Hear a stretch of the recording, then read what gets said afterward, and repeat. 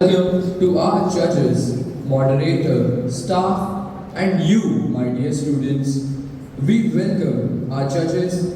Mr. Johan De Silva is an investment banker and a venture capitalist. He is currently the executive assistant to the chief investment officer of a Hong Kong based investment fund as well as a private equity analyst with Novogram Investments. He is also the author of The Incessant Death Cycle and was appointed to represent the Youth World Economic Forum here in Goa. He has been an active team member in startups in the fintech, edtech, and creator economy space, helping them plan business strategies, product and human resource development, and capital budgeting. Ms. Neha Pai is multi-talented, especially in the field of commerce, economics and management. She has won many competitions at the state and national level. She has done her organizational internship at DigiSol Systems Limited. She was an intern at the St. Regis Goa Resort. She has also conducted a research study titled The Impact of Work from Home versus in-office work on employee well-being and productivity. I am Divya Gavde, standing here from Class 12 Commerce B to introduce the topic Academic Grades Ensure Success in Life. But before that, I would like to ask a rhetorical question. After our 10th standard exam, in order to get admission in any institution, what was the first document attached with our application form? Well, it was our 10th standard mark sheet. Coming back to the introduction, academic grades are a gateway to higher education, personal growth, improved access to employability, and better career opportunities. Grades help us develop confidence and essential skills. Good grades provide us a sense of achievement and motivation to work hard with determination. Lastly, academic grades help students to prove their caliber and to make a bright and better future ahead. Thank you. Good morning, everyone. My name is Dylan Desar from 12 Science A, and I stand before you here today to argue that academic marks, while important, do not fully determine one's future. We live in a world that values qualities like innovation, leadership, emotional intelligence, and the ability to solve evolving problems. None of these vital attributes are measured by academic grades. While a mark sheet might tell us about a student's ability to memorize things, it doesn't tell us about things like their curiosity or their willingness to take risks. Research consistently indicates that one's GPA holds diminishing weight just a few years post-graduation. What truly propels a long-term, successful career is a set of essential skills, such as teamwork, the ability to take initiative, and adaptability. Coming from a professional point of view, it's not your marks, but your capability to think, to collaborate, and to lead that is going to make the most impact. Sure, academic effort is undeniably important, but elevating it to the pinnacle of a student's priorities often overlooks a fundamental reality. Many individuals have given up their mental and physical well-being just for a number on a report card. So in conclusion, academic excellence Academic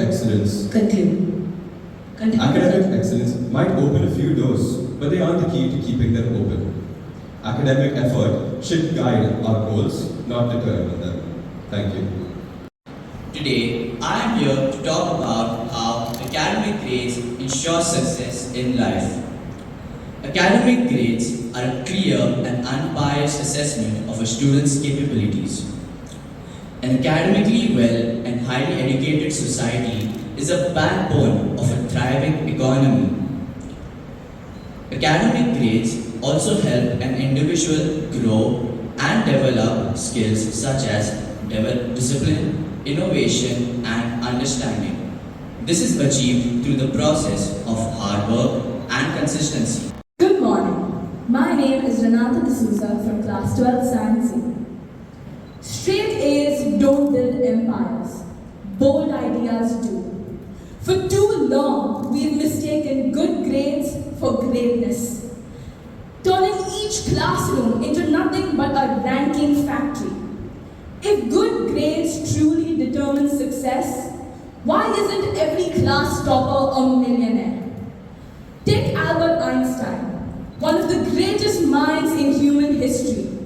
He struggled in school, failed his college entrance exam, and was labeled as a slow student. Yet, he went on to revolutionize the world of physics and even win a Nobel Prize. Because he too believed that genius doesn't follow a syllabus and neither does real success. Take Steve Jobs, the visionary behind Apple. He dropped out of college with nothing more than curiosity and boldness and went on to change the way we interact with technology forever. Not because of a 4.0 GPA, but because of courage. If today's modern system could not fit the mold of Einstein, why are we forcing every student to do so? Would Steve Jobs have been given a fighting chance by the narrow-minded system? In conclusion, why are we forcing creative children into soulless clones who are forced to think, speak, and act the same as the rest? I am Elton Pereira, and I am standing here to present the statistics which prove why academic excellence ensures success. Firstly, a recent Forbes study shows that qualified graduates have an 84% more chance of being qualified than those without a degree. Secondly, I want to emphasize that globally, only in the same study, that globally only 2% of college dropouts have been successful in life. And lastly, to my worthy opponents who might challenge us by saying, what about athletes, musicians, and artists? To that, I would like to tell you that a survey conducted by Hindustan Times that in India itself, only 35 lakhs of professional athletes are within our country, and only about 40,000 of certified musicians. And to the artists, their number is so less that they get unaccounted for. And all this in a country that holds about one-fifth of the population of the world. Exception do not define a rule. And I would like to conclude by saying that a survey by the National Institute of Education in India says that 66.7% of people in India pursue academics for successful lives. My name is Raina Naik from Class 12 Science A. So our worthy opponents argue that good grades ensure a golden ticket to success in life.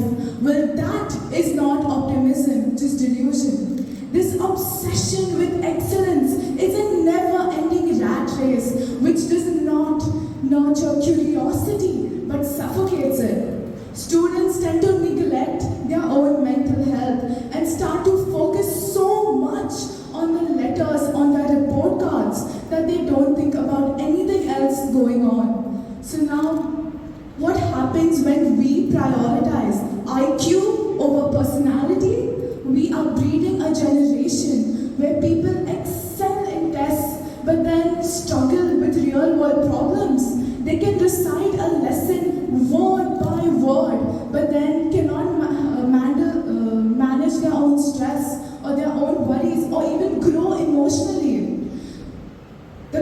system punishes mistakes so much that students who grow up are so afraid to be wrong that they don't even end up trying. So in conclusion, if we want a world full of change makers and leaders, we should stop treating education as a race and start treating it as a blank canvas where every student can paint their own story.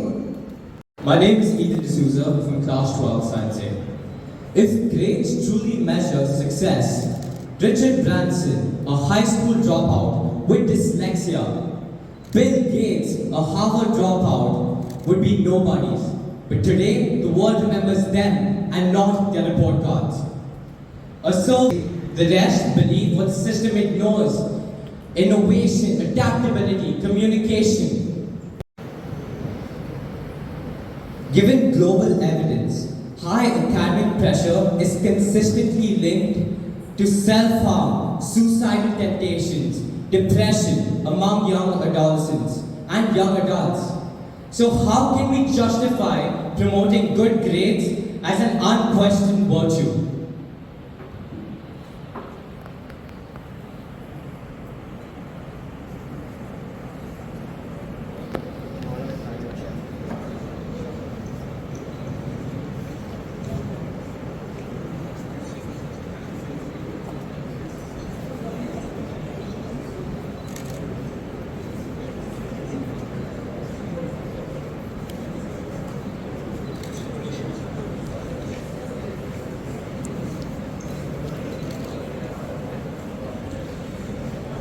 To my worthy opponents, I want to say that academic grades is not what pushes students to suicidal tendencies, but the pressure from society and parents who put on these wild and vast expectations on these students to perceive such unbelievable marks and grades for their future. Thank you. Based on the first question, yes, a counter question, not a new question.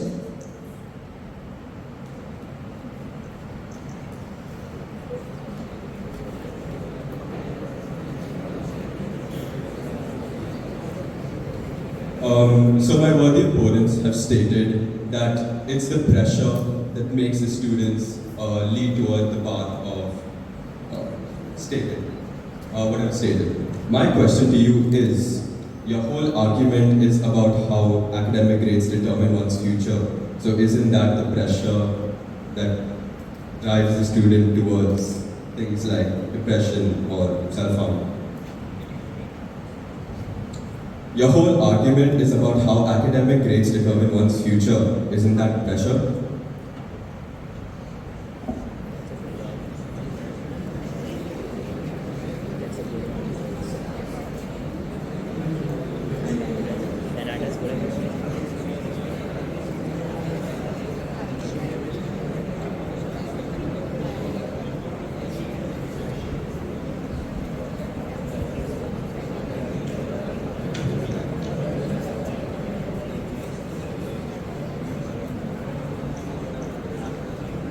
As my teammate has mentioned earlier, it is not academics that put pressure, but the society. And we are living in a current evolving society where we need to be efficient. The exams are getting tougher and tougher. So we cannot measure a philosophical or social measure for a cause of a human well-being, as it is subjective.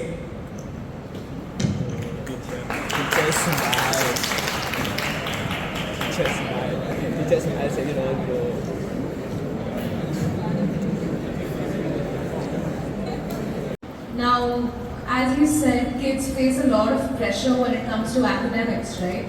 To a point where it affects their mental health.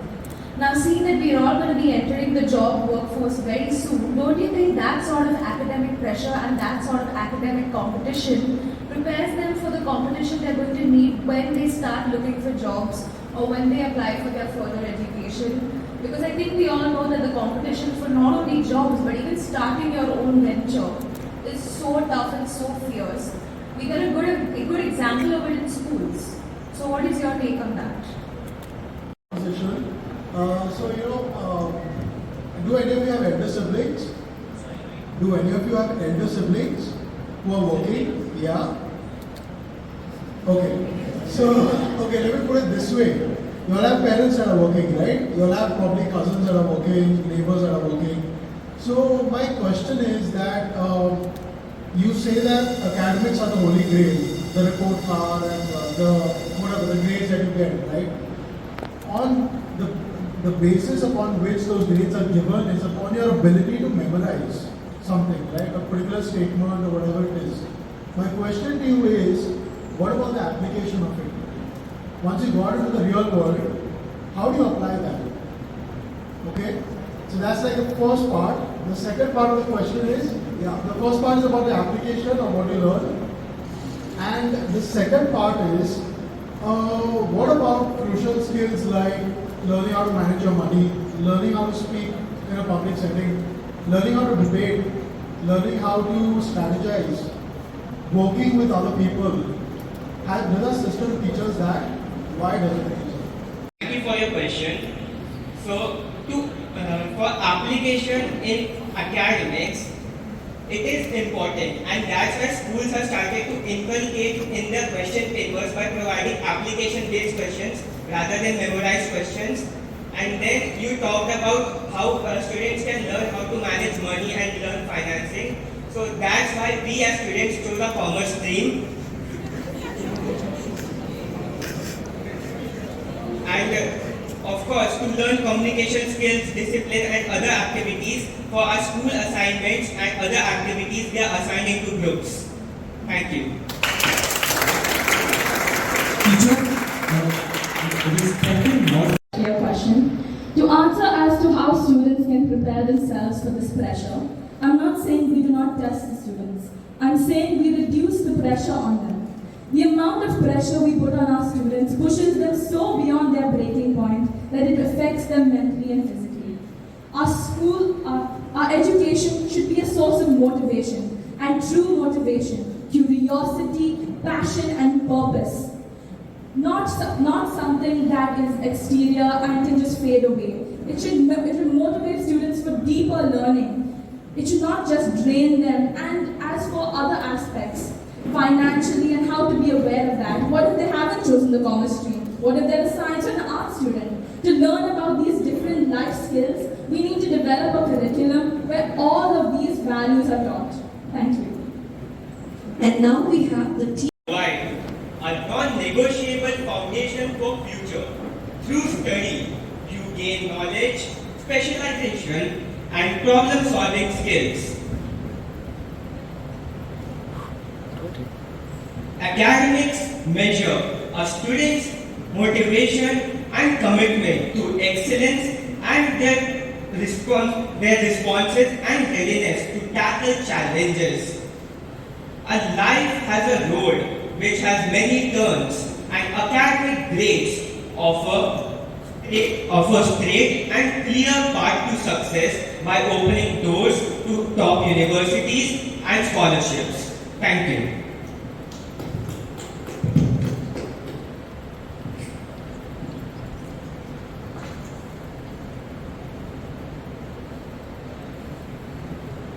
In conclusion, my team and I believe that in order for our students to reach their true potential, we need a system that rewards not just rote memorization, but rewards the different skills, teaches children about real life and not just what's in a textbook. Anyone can repeat a poem word for word, but not everyone can raise their voice, state their opinion and make a change.